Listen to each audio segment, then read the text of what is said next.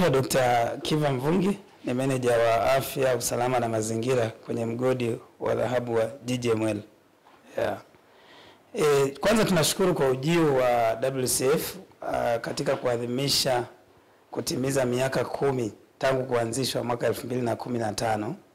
Sisi GGML au Geita Gold Mining pamoja na wakandarasi wetu tunafarijika kuona ujio wenu, kwa sababu inatupa nafasi ya kujadili kwa pamoja changamoto mbalimbali, mafanikio mbalimbali, namna ya kuimarisha au kuboresha kwa miaka inayofuata. Pia tunashukuru kuona kwamba wafanyakazi wetu waliowahi kuumia kazini au kupata magonjwa yanayohusiana na kazi kwa kipindi hicho cha miaka 10, japo sio wengi,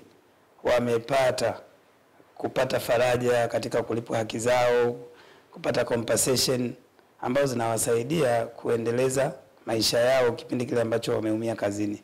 Kama nilivyosema hapo awali, sio wengi. Naweza nikasema kwa GGM tunapata average ya wafanyakazi 2 mpaka 3 kwa mwaka, ambao ni kitu kizuri sana. Lakini pia tuna wakandarasi wetu, na wenyewe pia watu wao waliwahi kupata changamoto waliendelea kupata huduma kutoka kwenye mfuko wa fidia kwa wafanyakazi au WCF.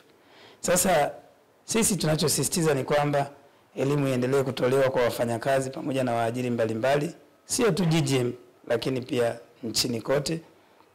Lakini kitu kingine ambacho tunasisitiza ni mfuko wa fidia kwa wafanyakazi, kuona namna ya kurudisha kwa jamii, lakini pia kurudisha kwa waajiri kwa njia mbalimbali. Kwa mfano kutoa elimu zaidi, kupima magonjwa mbalimbali yanayohusiana na kazi, kusaidia zile kampuni ambao uwezo wao ni mdogo kupata vifaa labda vya kupima afya, kushirikiana na wadau wengine kama OSHA na kufanya matamasha ya kutoa elimu, mambo mengi tu ambayo yataongeza uelewa.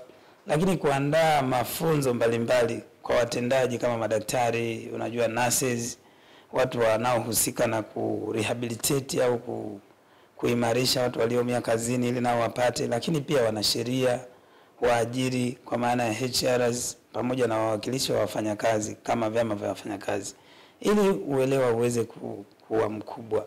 Kwa hiyo tunaomba muendelee kutembelea. Mambo ambayo tumeyaona yamefanikiwa sana ni pamoja na kuwa na wawakilishi wa WCF kwenye wilaya au mikoa, ambayo inaonyesha kwamba wafanyakazi au waajiri watapata kupata zile taarifa kwa karibu, ambao ni jambo kubwa sana.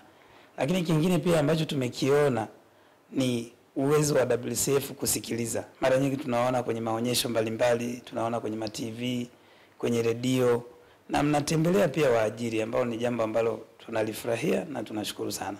Natoa wito kwa makampuni yote ambayo yako Tanzania au yanayoperate Tanzania kutekeleza hii sheria, kwa sababu kabla haijaanzishwa hali ilikuwa mbaya. Kwa hiyo baada ya kuanzisha 2015 au 2015 na kuanza kutumika 2016, ni ukombozi kwa waajiriwa.